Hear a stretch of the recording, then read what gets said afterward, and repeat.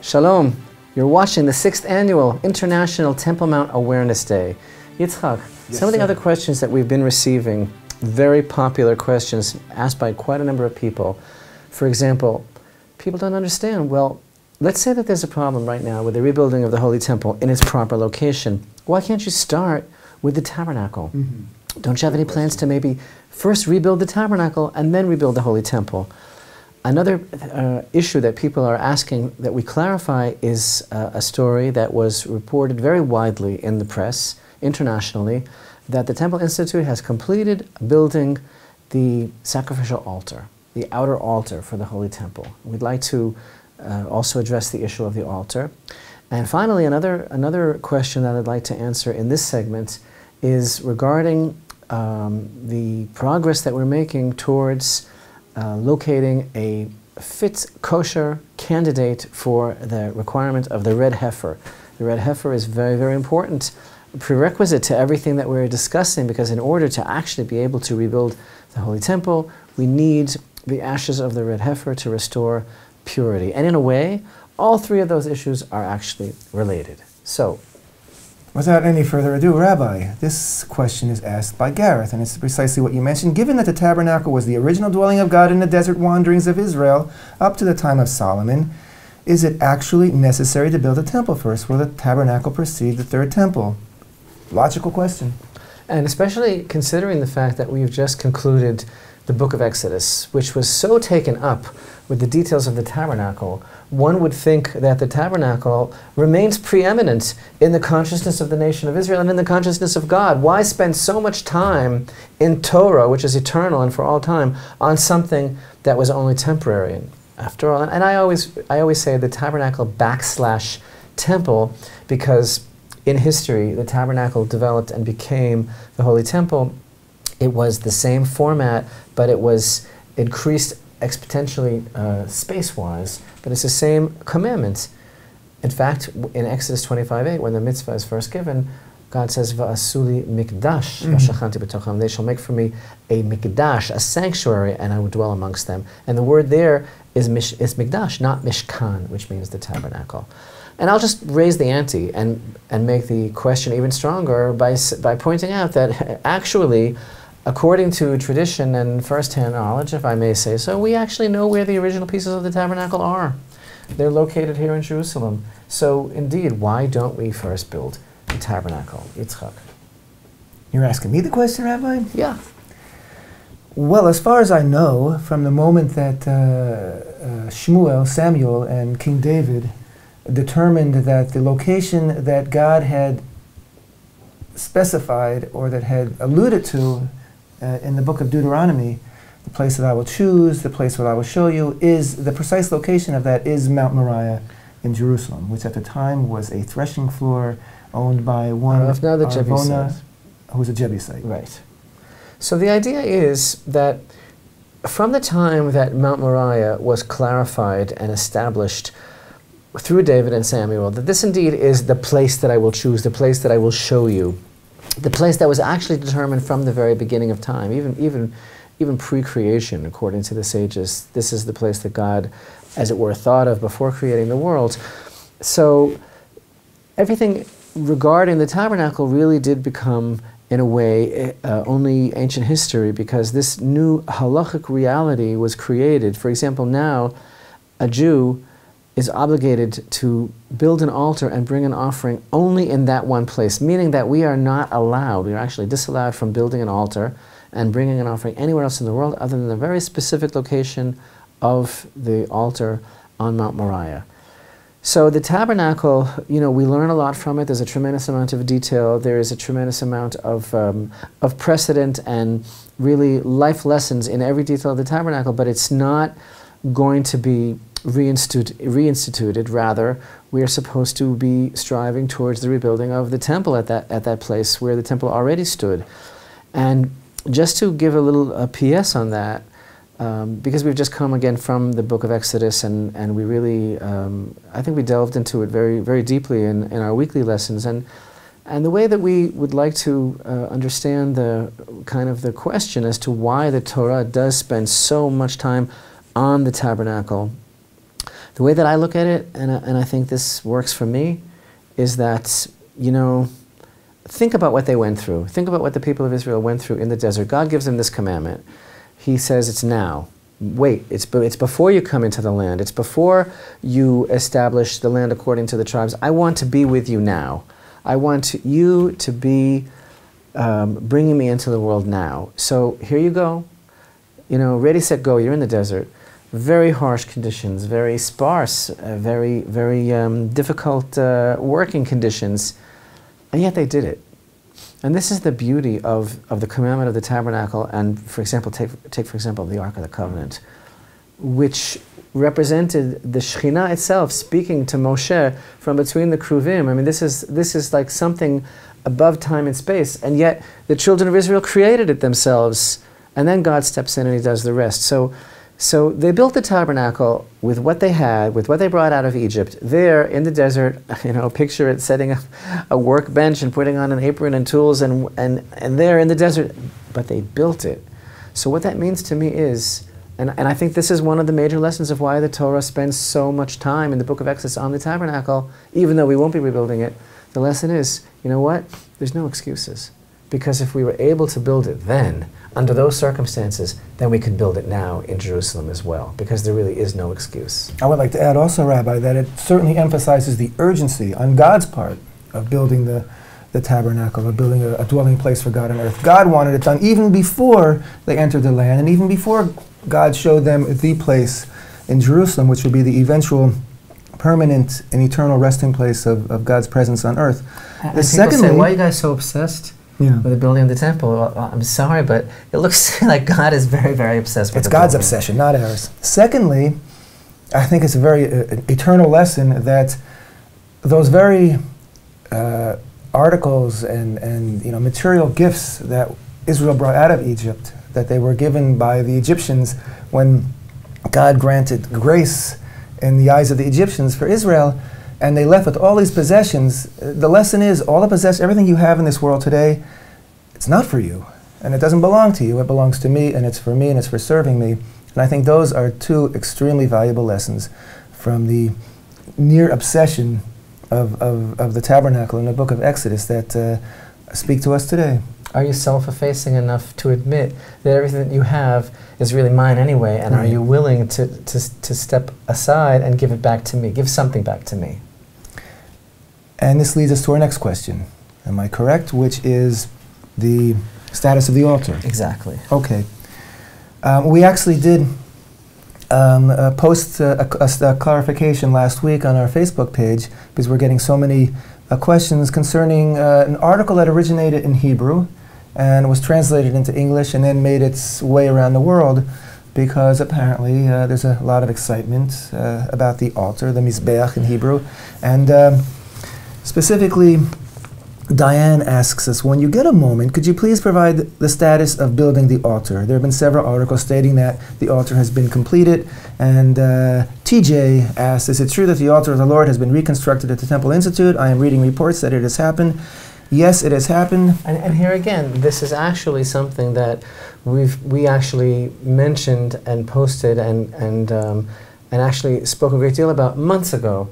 So it pays to follow these things as they happen, but we felt it necessary to repost now just because there's been this kind of, all of a sudden, there's been some media attention about it, so people are beginning to ask about it. But yes, what this is referring to is that after many years of very painstaking research that involves a lot of detail and several scientific applications, we have succeeded in perfecting a method after a number of prototypes, perfecting a method of constructing an altar of earth and stone, as is required by Torah, that eventually can be built on the precise location. Because remember, we've been discussing the fact that there is a biblical mandate to build the altar in only one spot, and it's so exceedingly specific in the language of the Rambam, according to the centimeter, because that place on the Temple Mount is the place of the original altar of Adam.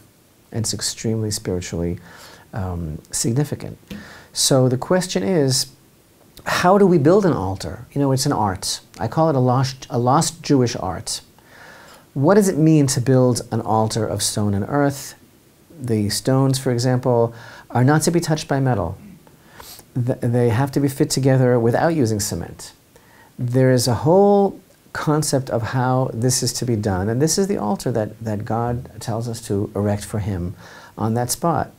So we have actually perfected a method of building an altar in a method that I would call modular, meaning that it can be assembled and then quickly disassembled and reassembled somewhere else. What am I referring to, obviously, is that we want to be in the position where as soon as circumstances are favorable, as soon as circumstances present themselves, we would be able to take these materials and reassemble them on the precise location of the altar as required by Torah law on Mount Moriah. So what we have built so far, which can be seen today in the Temple Institute in Jerusalem, is a rather minimalistic altar, meaning it basically fits the requirement for an altar. The actual altar that stands in the temple on the site is very, very large. This is much, much smaller, but it is the minimum requirement that could be used as a kosher altar, including the approach ramp. If you recall, the Kohanim have to be able to walk up the ramp so as not to expose their nakedness. They have to be able to walk up the ramp. The horns of the altar is created out of bricks that are made of earth that are especially baked, that reach a very, very high temperature. There was no metal involved. It's an outer frame, and the inner frame is filled with stones that actually have been taken from the earth and that were never touched by man. Mm-hmm. So it's quite a complex process. And again, the main idea here is that it's put together now, it's functioning now, and we're using it to be able to demonstrate and to be able to educate how the altar can be made. But at the same time, this is an altar which can be very quickly broken down and rebuilt in the one place on earth where God commands Israel to build an altar, and that is on Mount Moriah. And this raises also the point, what comes first? The Holy Temple, the actual sanctuary, or the altar? And in fact, the altar can proceed, and in fact did proceed. And there are historical precedents for this. For example, when it comes to the returning exiles from Babylon, they resumed certain aspects of the divine service even before the temple was rebuilt. And so indeed, the first stage could and even should be, as soon as possible, the resumption of the divine service of the offerings. And then, slowly, the temple can be rebuilt. And in fact, since we are now in the 6th Annual International Temple Mount Awareness Day, which is being held in celebration and in honor of the month of Nisan, which is all about the Passover experience and the Korban Pesach, the Pesach offering, the ideal place to start, according to all the authorities, the ideal place to begin renewing the divine service is the Passover offering. And indeed, this year, as in many, many years now, there is an appeal to the High Court of Justice here, which we are signed on, to allow Israel to bring a Passover offering on the Temple Mount, since it is an intrinsically imperative mandate, divine commandment, which behooves us in every generation, and it's a very, very serious commandment that we are obligated to do on a national level. And the Passover offering is an example of something that can be done relatively easily with a minimalistic size altar in the right place, and can be done with a modicum of preparation. And again, the more we delve into the sources, the more we understand. No matter what anybody tells you on a religious level, there is really no excuse not to be doing this. I'm not talking about the political echelon, that's something else. Yes permission, no permission, conflict, geopolitical reality, that's something else. But from a Torah standpoint, we must be bringing the Passover offerings. So that's why we need to be prepared with the altar. Since we're already talking about the Passover offering, I'm going to ask another question, which Laurel asked, and she says, excuse me, she says, I thought I had the question right here, but the question basically is, Will there be animal sacrifices? I shouldn't say the word sacrifice, animal offerings. We don't like the word sacrifice. And do you think that people will get upset if animals are offered again? Won't the Muslims go berserk? Won't groups like PETA go berserk? Yeah. Well, here again, I think so. I think this is the ideal timing because we've just begun to read the book of Vayikra, Leviticus, which we've spoken about a great deal in our other teachings that you can look up on our video and online. And the book of Vayikra is the heart of the whole Torah, Leviticus, the instructions for how we go about the divine service in the Holy Temple. And we are very, very disconnected on a spiritual level from the concept of the offerings. And first and foremost, I mean, I don't use the word sacrifice. Right. And specifically and consciously, we do not use that word when we teach about these things because it is the wrong message. It is a mistaken translation of a Hebrew concept. The word sacrifice means to give something up, to suffer a loss or a deprivation for something or someone else. That's not what an offering in the Holy Temple is all about. It's based on the Hebrew word korban, the root of which means to become involved or engaged in an intimate relationship, to draw close. So something about bringing this animal involves coming closer to Hashem, and that's what we have to understand. And again, we're in a vacuum, and it's a 2,000-year-old vacuum where we've become we're thinking on a completely different level. But this idea of bringing the animal to the altar and going through everything that we go through in this act has a profound effect on a person. The profound effect is a concept of a kind of realignment spiritually of our identity as people, because the human image, the human potential for grandeur, the divine image in which a person was created is actually the goal of the human experience. But we've become disconnected with that, and there's been kind of a mix-up in our psyche between our animal nature and our divine calling. And so one of the aspects, only one of the aspects, because it's so complex and it's so deep, one of the aspects of what's going on in the temple is a kind of a spiritual reconnection to our own divine potential, to our and a call to realign us and to understand that maybe we have been mixed up, and maybe it's not really such a far cry, pardon me, but look around in the world, look at nations, look at individuals, look how people act. There's a lot of the animal in us. And, with all due respect to the animal rights movement, which may be very sincere in its motivation, but you know what? We're not equal. We're not equal.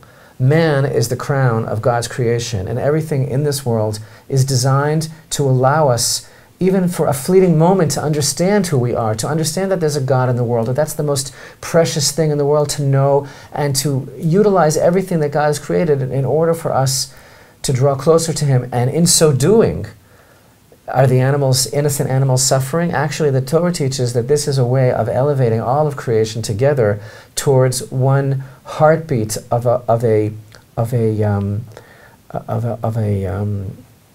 kind of symphony, which is united, all the different aspects of creation united in one movement of recognition of Hashem.